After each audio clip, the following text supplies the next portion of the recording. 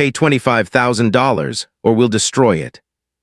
Those words hit like a punch to the chest. They came from a man in uniform standing at my door at 7:00 on a Monday morning. A sheriff, supposedly, holding a red envelope marked county official notice. It was too early for anything serious.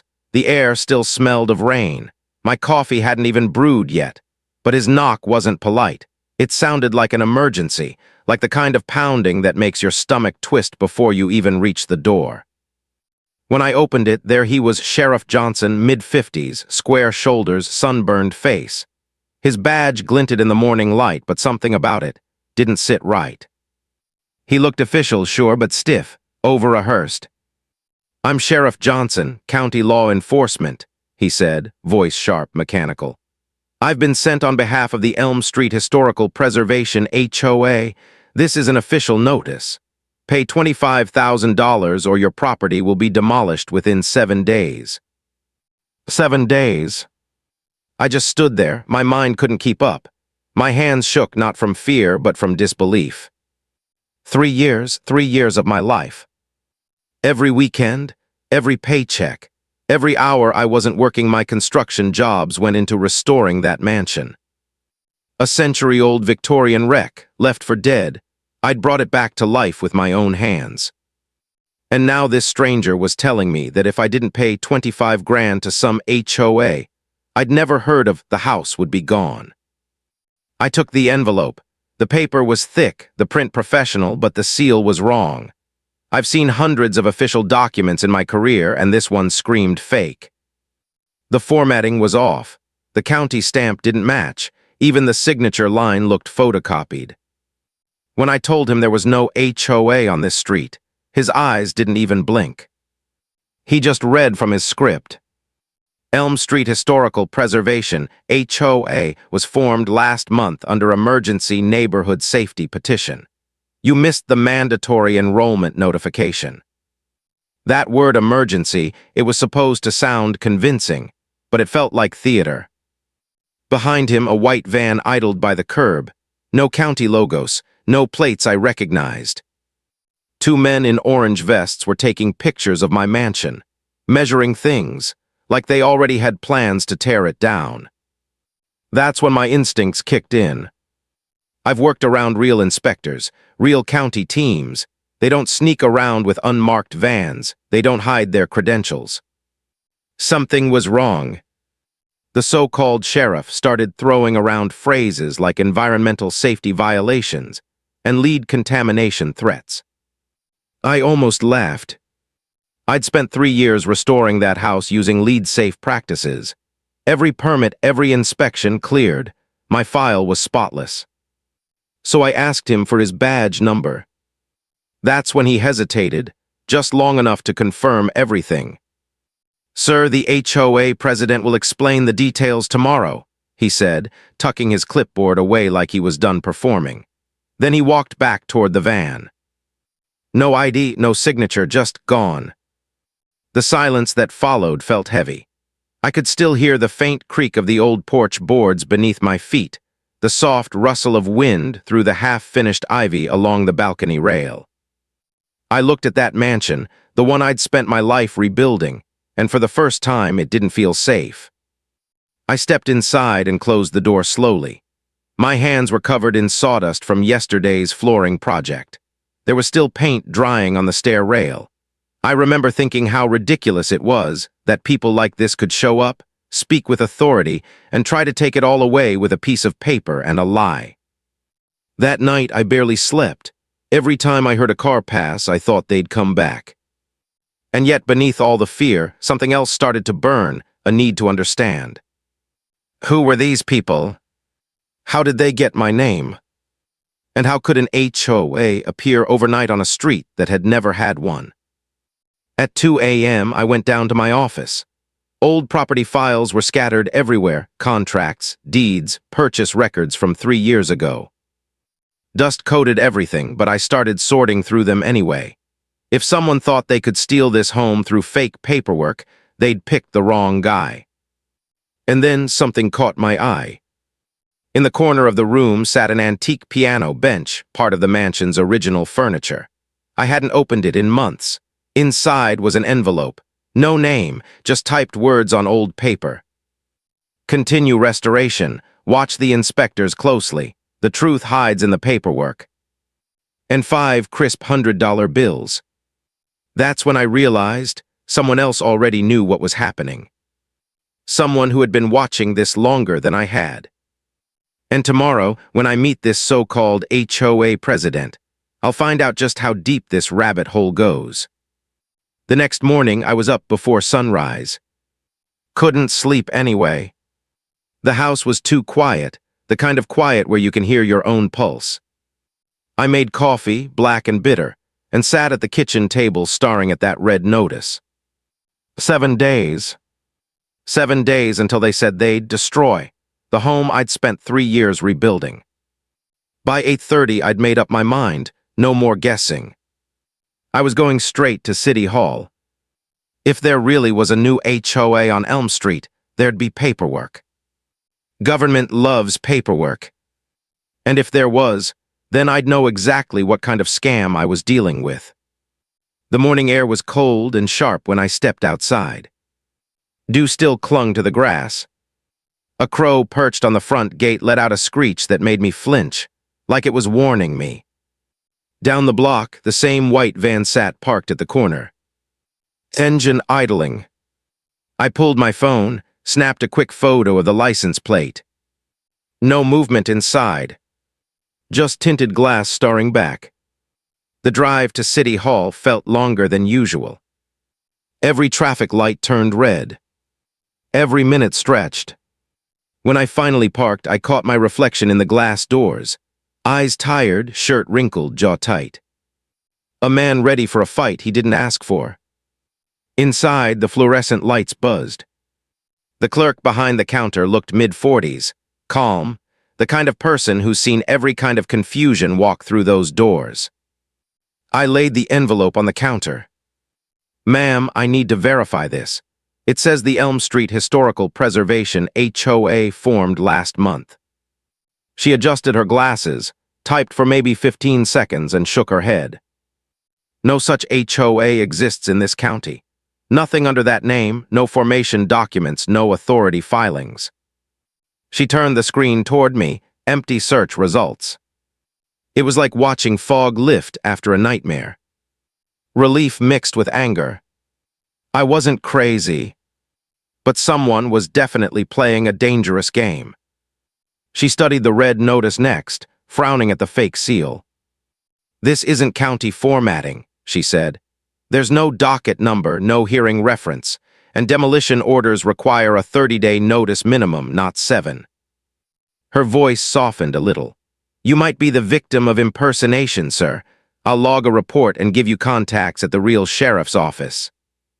I left with an official printout, confirming the HOA didn't exist, and a complaint number in my pocket.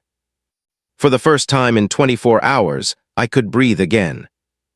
But that breath froze the second I turned onto Elm Street. An orange door hanger flapped from my front gate. "Courtesy environmental notice, contact required." There it was again, another move. A man with a tripod stood by the sidewalk, wearing a clean polo shirt with no logo. He smiled, too polite, said he was taking ambient samples. "Didn't step on my property.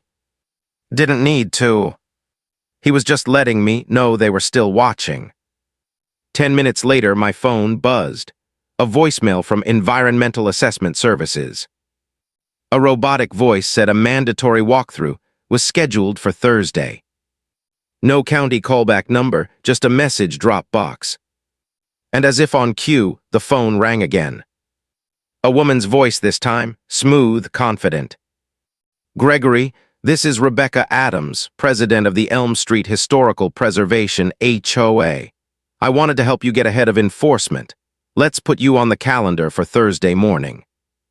The way she said enforcement sent a chill straight through me. No one talks like that unless they're trying to sound powerful. I pictured her rehearsing those lines in a mirror. "No clipboards on my lawn now." No sheriff at the door. Just pressure through phone calls, door tags, and official-sounding messages designed to make me invite them in. A soft entry con. Make the homeowner cooperate, and then hit them with consent paperwork. By late afternoon, a man with a camera arrived, claiming to be part of the inspection team. He took pictures of my windows, foundation, roofline. Every move looked practiced. When I caught a glimpse of his camera screen, the timestamps were from last week. They'd been photographing my house long before the fake notice ever showed up. This wasn't a reaction to violations. It was a plan. A setup. Rebecca's voice echoed in my head, that polished confidence. Qualified environmental buyer, immediate remediation, community health standards. She was pitching a sale before proving a problem existed. A con wrapped in legal language. I went back inside and shut the door against the fading daylight. The wood creaked like it was sighing with me. On the table sat another envelope, fresh, typed on vintage paper like before. Inside cash, enough to hire a real environmental lawyer. And a single line typed neatly beneath it. Environmental law is complex, professional legal help enclosed, continue piano work as scheduled. I just stared at it.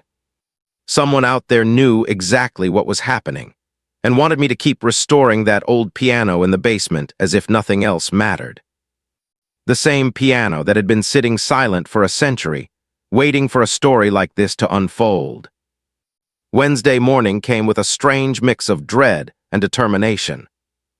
I hadn't slept more than a couple hours, but the sound of that old house breathing, wood creaking, pipes settling, the faint hum of the refrigerator kept me grounded.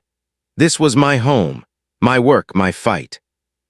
Outside, the air was heavy with spring dust and early sun. I could already see movement across the street. Samuel, my 70-something neighbor, bent over his garden. Normally he waved, cheerful as ever, but today he kept glancing toward my property line. And then I noticed it. A notebook in his hand. He wasn't gardening, he was writing. I watched him for a while, the unease crawling up my spine. Yesterday's fake inspectors had left me paranoid, but now even the neighbor's gestures felt suspicious. I took a deep breath, stepped outside, boots crunching on the gravel walkway. The air smelled like damp soil and something metallic, the kind of smell that reminds you of rain before it hits. "Morning, Samuel," I called. My voice came out rough. He looked up, startled, snapping the notebook shut a little too quickly. "What are you writing?" I asked. His eyes darted to my porch, then back to me. "Just notes," he said, hesitant.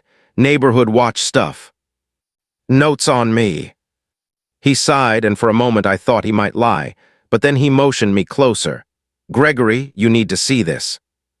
Inside his garage, the one that always smelled like fertilizer and oil, he opened that notebook. Dozens of pages neatly dated, filled with observations, times, vehicle plates, descriptions. And Rebecca's name, written over and over. "I've been tracking her," Samuel said quietly. "She's been driving through here for months, taking pictures, meeting with people, asking questions about your house. I didn't want to worry you until I knew more." The relief hit me first, then guilt. I'd accused the only person who'd actually been watching out for me. He showed me records of how Rebecca started neighborhood visits 6 months ago, before the so-called HOA even existed.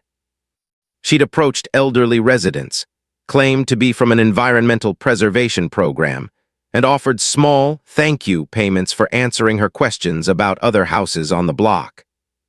"She's been testing different people," Samuel explained, flipping pages. "Figuring out who's easy to scare, who has money, who'd rather sell than fight." I leaned against his workbench, trying to process the sheer scale of it. She wasn't improvising, she was running a full-blown operation. And then, faintly, from my house across the street, I heard something that froze me mid-breath. Piano music. That piano hadn't been touched in weeks. I hadn't even finished tuning it. But now, soft and deliberate, a melody drifted out through the cracked window, an old classical piece, graceful and haunting. Samuel heard it too. "You got company?" he asked. I shook my head. "No one's inside." We stood there in silence for a moment, listening. The notes echoed through the morning air, carrying something I couldn't quite name, not menace exactly, but presence. Someone had been there, someone who wanted me to hear it. When the final note faded, Samuel closed his notebook and said, "She's not just after you, Gregory. She's been testing this scam on half the neighborhood. You're just the big target, the one she wants to make an example of." I looked at him and realized how far this had gone. Fake sheriffs, fake HOAs, real neighbors being manipulated. And now, music coming from an empty house like a message I wasn't supposed to understand yet. By the time I stepped back into my home, sunlight was spilling across the floors I'd restored by hand, every plank perfectly aligned, every nail placed with care. But I couldn't enjoy it, because there on my desk lay another envelope. No return address, typed on the same vintage paper. "The next move isn't hers, Gregory. It's yours. Trust the evidence. Look closer at what you already own." I sat down hard, staring at the words until they blurred. What I already owned. That line bounced around my head all afternoon, while Samuel and I pored over his notes. We connected dots, compared times, traced Rebecca's patterns. She'd been building this fraud like an architect designs a structure piece by piece, week by week. By evening, my son Danny arrived from college for spring break. Bright kid, law school track sharp with details. The second he saw the pile of fake notices and environmental letters, he started scanning them. 5 minutes in, he looked up, eyes wide. "Dad, none of these documents are real. The barcodes don't resolve to any court system, the case numbers fail checksum validation, and the email domains mask their origin. This is organized fraud, not amateur work." He traced one of the headers to a relay service used to hide senders. And suddenly it all fit. Rebecca had built an entire theater, fake officials, fake records, fake enforcement, all designed to pressure me into selling my home cheap. That night we sat together in the half-lit living room, the piano silent again downstairs. Samuel's notes spread across the table, Danny's laptop glowing faintly.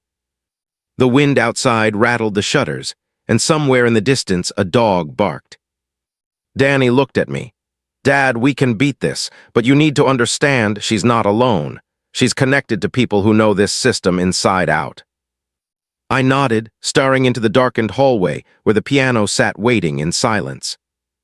"Then we'll find every one of them," I said quietly. "And when this is over, no one ever going to try this on another family again." Thursday morning started before dawn. I woke to the sound of tires crunching gravel outside, slow, deliberate, like someone didn't want to be heard but didn't care if they were seen. Through the blinds, I caught sight of 2 figures unloading metal cases from the back of a van. One held a camera, the other a clipboard. They were back. The so-called environmental inspection team. I pulled on my work boots, heart pounding, and stepped out onto the porch before they could reach the gate. The air was cool, still tinted blue from early morning light. "Morning," I called out. "You planning to step on private property without a warrant again?" The woman turned first, mid-30s, neat ponytail, that same calm, fake confidence that had started to haunt my nights. Rebecca Adams. Her smile was polite, almost rehearsed. "Mr. Morgan, we're here under authority of the Elm Street Historical Preservation HOA for follow-up testing. You received the notice." I held up the city record printout from my pocket, proof that her HOA didn't exist. "Funny thing," I said, trying to keep my voice steady. "The county's never heard of you." Rebecca's expression didn't crack. "Then they're behind on updates," she said like it was nothing. "We have emergency environmental authority under neighborhood safety provisions, lead contamination, asbestos risk. Your restoration practices might have violated standards." Behind her, the man with the camera started taking photos again, quick and mechanical. But as he turned slightly, I caught a glimpse of his camera screen. Timestamps. Dated last week. My pulse spiked. They'd been documenting my house before the sheriff ever showed up, before the fake HOA even existed. This wasn't inspection, it was staging. Rebecca kept talking, her voice smooth as glass. Look, Gregory, we're not the enemy. We're trying to protect community health.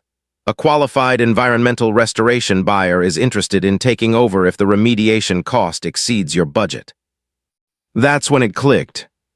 The whole act, the sheriff, the van, the phone calls, even the orange notice, it was all one thing, pressure.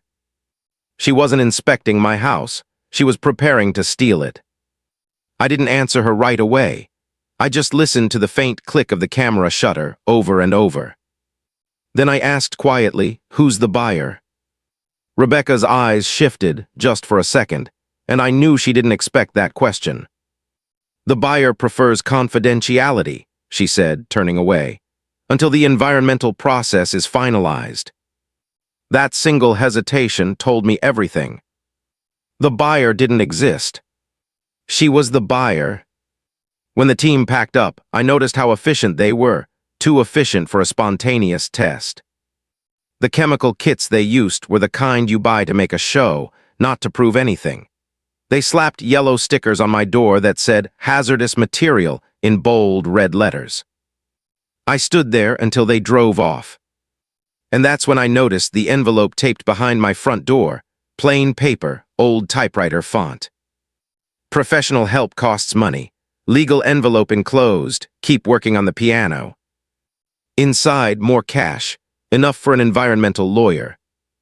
And one more sentence that hit like a whisper from someone who knew the next move before I did. The fraud begins with the buyer. Find the property trail. That night, I sat in my home office, staring at stacks of paint-splattered folders from when I'd bought this place 3 years ago.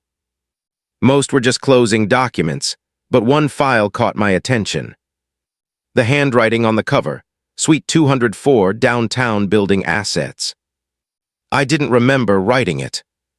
But there it was, scribbled in my pen. I opened it. Inside were old receipts and maintenance records for a group of properties I'd purchased in bulk back when the market was slow. Half of them I'd never even visited. And right there in the middle of the paperwork, an address leapt out at me. 204 Elm Commercial Plaza. Rebecca Adams Real Estate. My chest tightened. I flipped through the file again, double-checking. I owned that building. The place her office was in. The same address on every official HOA document she'd been sending me. For a moment, I just sat there in stunned silence, listening to the house breathe. The ticking of the wall clock, the faint hum of the piano strings below, vibrating with every shift of the floorboards. She'd been using my own property to run a fake HOA against me, operating her entire fraud scheme out of a building I owned. The kind of irony that doesn't even feel real until you laugh, not from humor, but disbelief. I called Samuel, told him everything. He didn't say a word, just let out a long, quiet whistle. "Gregory," he finally said, "that woman," about to hang herself with her own paperwork. But before we could plan our next move, Samuel added something that made my stomach drop. "I need to show you something. Tomorrow morning, bring your son. I've got footage that'll change everything." "Footage?" I asked. He hesitated. "Just trust me.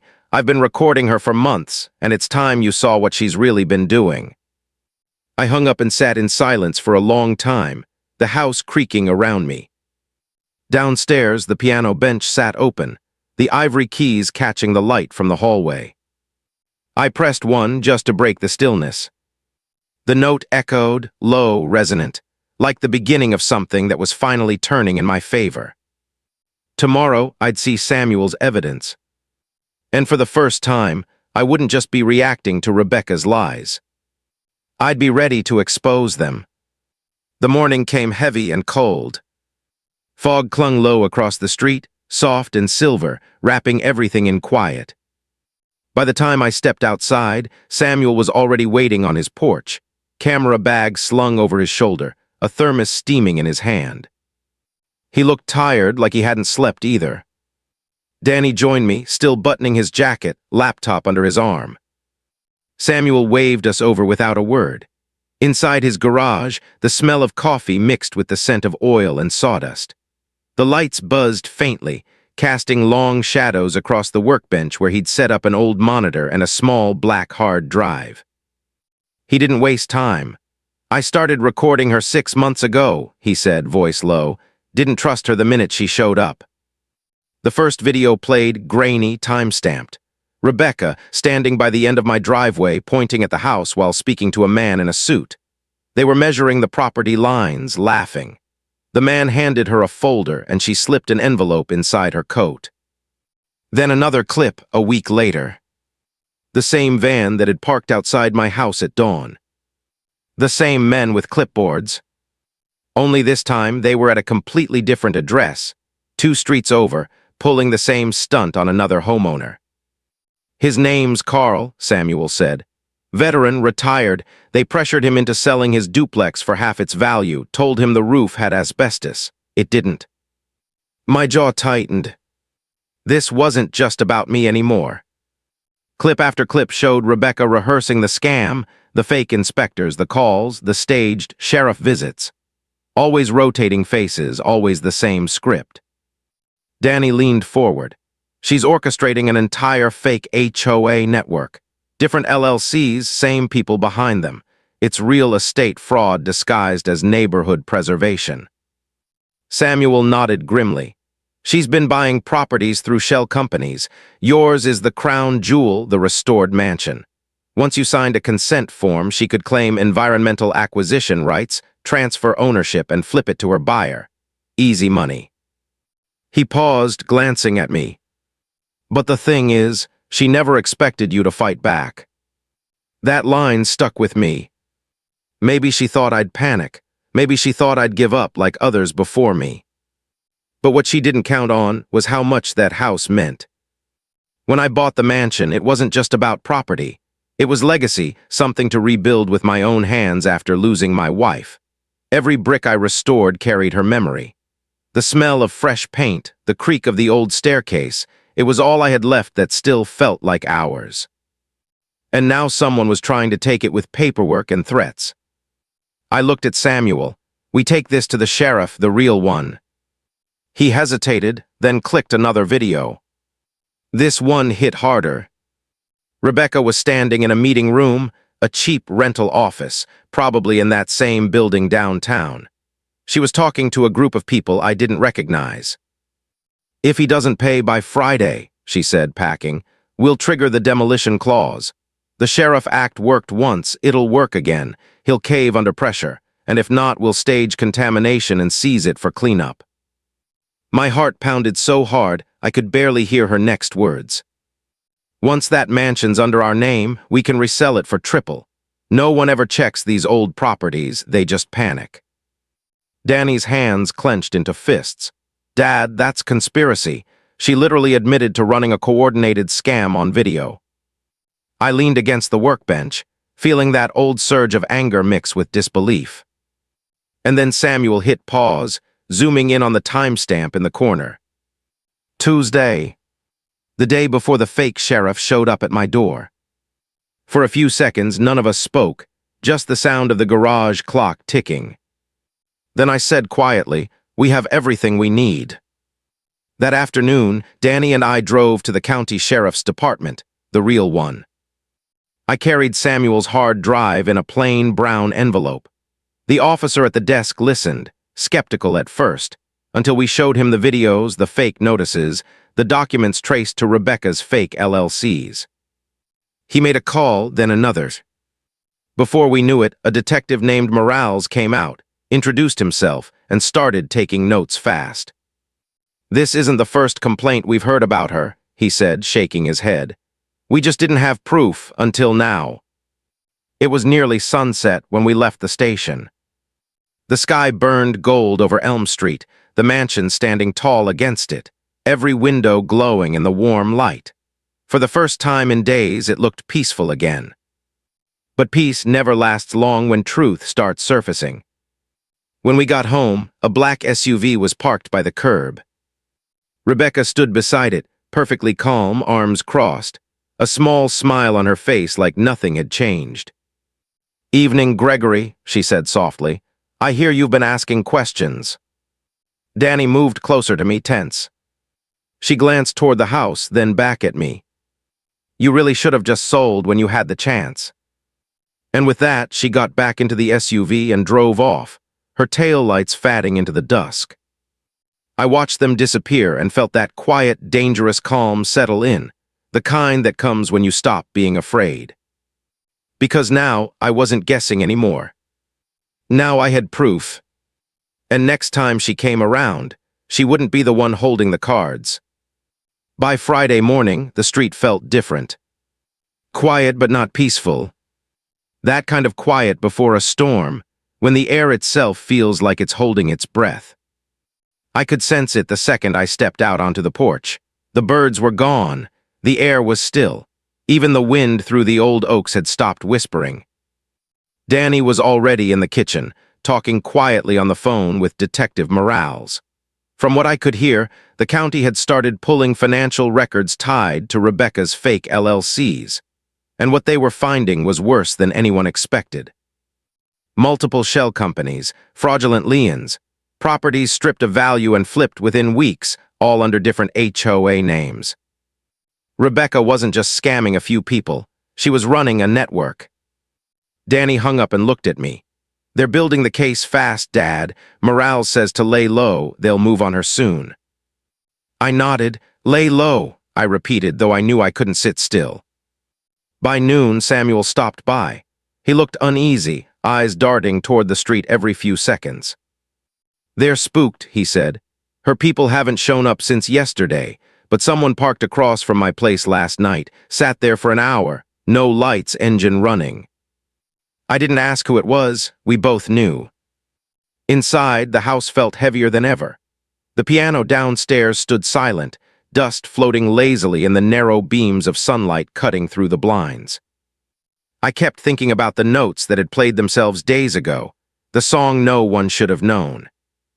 It was almost poetic now, that old instrument sitting there, holding every secret this place had endured. That afternoon, Morales called again. His voice was calm, but there was an edge to it this time. "We're ready to move, but we need her to make contact with you one more time, something that ties her directly to the threats. Can you handle that?" I stared out the window, watching the wind pick up across the empty street. "Yeah," I said slowly, "I can handle it." He told me not to provoke her, just to let her talk, record everything. The sheriff's office would have units close by, watching. By evening, I didn't have to wait long. Just as the last light was fading, the same black SUV rolled up. It stopped right in front of my gate, tires crunching on gravel. Rebecca stepped out, heels clicking against the sidewalk, a folder in her hand. She didn't even bother with small talk this time. "Gregory, I'll make this simple," she said. "We've completed our environmental review. You're in violation. Either sign the voluntary turnover agreement tonight, or we'll initiate demolition under emergency powers." Her voice was calm, practiced, but her eyes betrayed something else. Panic. I folded my arms. "Demolition without a court order, you're bluffing." Rebecca tilted her head, lips curling into that same condescending smile she'd worn the first day. "You think anyone going to check the paperwork," she said softly. "By the time they do, your house will be rubble. You can fight me if you want, but it won't matter. We always win." She didn't know my phone, sitting on the porch rail, was recording the whole conversation. And she definitely didn't know Detective Morales was parked half a block down, listening through a wire tap. I took a small step forward, lowering my voice. "You always win." Rebecca's smile faltered. "What?" "You might want to check your lease agreements," I said quietly. "That office you've been running your scam from, I own that building." Her face froze. It was like watching a mask crack mid-performance. For the first time, she didn't have a script. Her voice stuttered just a little. You can't." "Actually, I can," I said, nodding slowly. And you've been using it for criminal activity. She blinked hard, jaw tightening, realizing too late that her own greed had trapped her. The SUV door opened suddenly. One of her men stepped out anxious, saying her name under his breath. "Rebecca, we gotta go." But it was already too late. Unmarked cars rolled in from both ends of the block. Flashing lights. Engines cutting through the quiet. Rebecca spun around as Morales and two deputies stepped out, badges glinting in the dusk. "Rebecca Adams," he called out, voice firm. "You're under arrest for fraud, impersonation of public officials, and property extortion." She stood frozen on the sidewalk, folder still clutched in her hands. For a moment, all I could see was confusion, the disbelief of someone who'd built her world out of lies, and finally realized it was all collapsing. As the deputies cuffed her, she turned to me. Her voice cracked. "You think this changes anything? You think people like me ever really lose?" I didn't answer. I just looked at her calm, steady. Sometimes silence says more than any words could. They led her to the car, and the street filled with red and blue light. Samuel stepped out onto his porch, watching quietly. Danny stood beside me, a hand on my shoulder. For the first time in weeks, I could breathe again. The house behind me seemed to exhale with me. Every wall, every floorboard, every piece of wood I'd restored by hand. Safe again. As the last patrol car disappeared, the night fell quiet. No engines, no van, no footsteps, just the wind returning to the oaks. And from somewhere deep inside the house, one single piano note rang out. Soft, clear, like a thank you. The days after her arrest felt strangely hollow. Like the air had been cleared, but something was missing. Neighbors who hadn't spoken in months began walking by again. Some waved awkwardly, pretending they hadn't seen the police lights that turned our quiet street into a movie scene. Others lingered at their fences, whispering about the fake HOA lady who'd finally been caught. I didn't mind, let them talk. For the first time in weeks, I could step outside without looking over my shoulder. Still, peace felt foreign. The adrenaline that had carried me for days was gone now, leaving a strange kind of silence behind, not quiet, but heavy. Samuel stopped by that weekend, bringing 2 cups of coffee and a tired smile. "They found her accounts," he said. 7 shell companies, all traced back to her. The county says they'll reach out to everyone she scammed. I nodded slowly. "How many?" 14 homeowners, he said. "Maybe more." That number hit hard. 14 people who'd lived the same fear I had, thinking they were about to lose everything they'd worked for. And not one of them had known the others were going through it too. Danny joined us at the porch table, his laptop open, scrolling through local news articles. The headlines were everywhere. Fake HOA leader arrested for property fraud. County sheriff confirms multi-state real estate scam. Victims speak out about fear and intimidation tactics. Rebecca Adams had become a name people whispered like a ghost story, the woman who built her empire out of forged authority and fear. But to me, it wasn't about revenge anymore. It was about what she'd exposed, how fragile trust can be, how easy it is to lose the feeling of safety in your own home. That evening, I walked through the house with a flashlight, checking every corner like I was seeing it for the first time again. The wood floors I'd sanded by hand. The walls I'd patched where the plaster had crumbled. The chandelier in the foyer, its glass still catching faint traces of sunset. Every inch of it reminded me why I'd fought. When I reached the piano room, I stopped. The air felt different there, lighter somehow. That piano had been a silent witness through all of it. The letters, the threats, the fear. Now its keys looked like they were waiting for closure. I sat down and pressed one. A low, soft note filled the room, not haunting this time, but calm. Then another's. And another's.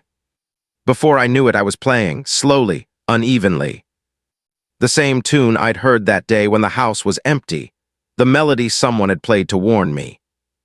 Except now, it didn't sound like a warning. It sounded like peace. Samuel leaned in the doorway, coffee in hand. Did you ever figure out who played that the first time? I shook my head. No, maybe it was the wind, or maybe the house just needed to speak. He chuckled softly, but there was something in his eyes, something that said he understood. Houses have memory, and this one had finally been freed. Over the next few weeks, the county launched an investigation into Rebecca's wider network. Morales kept me updated, patient, thorough, methodical.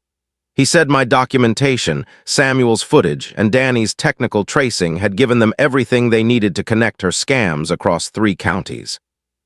One by one, her accomplices started turning themselves in. The fake inspectors, the phony sheriff, even the camera guy who'd filmed my property confessed, saying he thought he was part of a community audit. They'd all been following her lead, blind loyalty built on greed. I should have felt vindicated, but mostly I just felt tired. Late one night, I stepped outside again. The mansion's front porch light glowed warm against the dark, moths circling in slow motion. The air smelled faintly of cedar and rain. Across the street, Samuel's house was dark, the neighborhood quiet again, finally normal. I looked up at the sky, at the stars above the old oak trees, and felt that familiar tightness ease out of my chest. Everything she'd tried to take, I'd earned back not just through ownership but through endurance. Because the truth was, she hadn't just tried to steal a house. She tried to break the person inside it. But standing there, hearing the faint echo of the piano through the open window, I realized something I hadn't before. Sometimes strength doesn't come from fighting louder. It comes from refusing to move when everything's trying to push you out. That night, I sat by the piano until dawn, playing the same melody over and over, not because I had to, but because I could. The house wasn't just a house anymore. It was home again.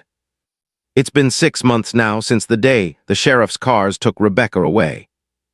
The seasons changed, the air softened, and the house, my house, began to sound alive again. The floors creak differently now. Not with tension, but with warmth. When the wind moves through the old chimneys, it hums instead of groaning. Like the whole place finally let out a sigh it had been holding for a century. People stop by sometimes, curious strangers, journalists, even a few neighbors who used to look away when the fake HOA vans were parked out front. They all ask the same thing. How did you know it was fake? And I always tell them the truth. I didn't. I just refused to believe a stranger could take something I built with my own hands. Because that's what it came down to in the end, not courage, not defiance, just love. Love for something that reminded me who I was when everything else felt broken. After the case hit the news, I learned that the county decided to honor me and Samuel for exposing the fraud ring. They called it community vigilance. But to me, it wasn't heroism. It was survival. Danny went back to school, started writing his law thesis on real estate manipulation cases, using our story as a case study. He said people needed to know how easy it was to weaponize authority. How just a letter, a seal, a uniform could break a person if they didn't question it. One night over dinner, he said something that stuck with me. You know, Dad, what she did was criminal, but what she built was trust. She weaponized the one thing we all need to function, belief in rules, and you beat her by believing in truth instead. I didn't say much, just nodded, but inside I felt it, that quiet truth. Some nights I still think about Rebecca, sitting in that courtroom, staring at the floor as they listed every property she'd stolen. Her lawyer tried to paint her as ambitious, resourceful, a victim of systemic confusion. But the judge didn't buy it. When the verdict came down, guilty on all counts, I didn't cheer. I just closed my eyes and exhaled. Because that wasn't my victory. That was karma doing what it does best. The house didn't just survive her scheme. It outlasted it. Now every Saturday morning, I walk through it the same way I did that first week I bought it. Room by room, sunlight spilling through the high windows, dust floating like gold. I trace my hand along the banister I rebuilt. Listen to the ticking of the hallway clock that somehow still works after 100 years. Downstairs, the piano waits. Always the same polished, silent patient. A few weeks ago, I found something inside it again. The old piano bench, the same place where those mysterious letters had first appeared. Only this time it wasn't cash or warnings. It was a single photograph. Black and white. Faded edges. A young woman, maybe in her 20s, standing in front of this same house back in the 1940s. Dressed like she'd just come from church, smiling softly. And written on the back in neat cursive, "To whoever keeps this place alive, thank you. MT 1948. I don't know who she was. Maybe the daughter of the original owners. Maybe someone who lived here before it fell into ruin. But I like to think she'd been watching somehow in her way, through time and dust and memory. Because sometimes places remember kindness. And maybe that's why those envelopes showed up when I needed them most. Why the piano played when the danger started closing in. Maybe the house itself knew it wasn't done yet. That night I left the back doors open, letting the evening air drift through. The smell of pine and rain mixed with the faint scent of varnish and wood dust. I sat down at the piano again, same melody, same rhythm. And for the first time, I didn't feel like I was playing alone. Outside, the porch light flickered once, then steadied. I swear I could feel someone else there, just listening. Maybe MT. Maybe my wife. Maybe just the house breathing. Either way, I didn't stop playing. Because this place, this century-old home everyone tried to erase, had finally found peace again. And maybe that's what justice really looks like. Not revenge. Not victory. Just quiet restoration. When I finished the last note, I sat still for a long time.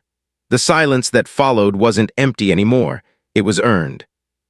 I closed the piano lid gently and whispered, half to the house, half to myself. "You're safe now." And somewhere deep in the walls, a faint creak answered back, like a heartbeat settling. After everything that happened, the lies, the fear, the noise, it ended with that small sound.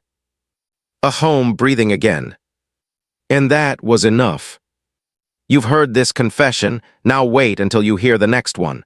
The truth that shatters everything you thought you knew.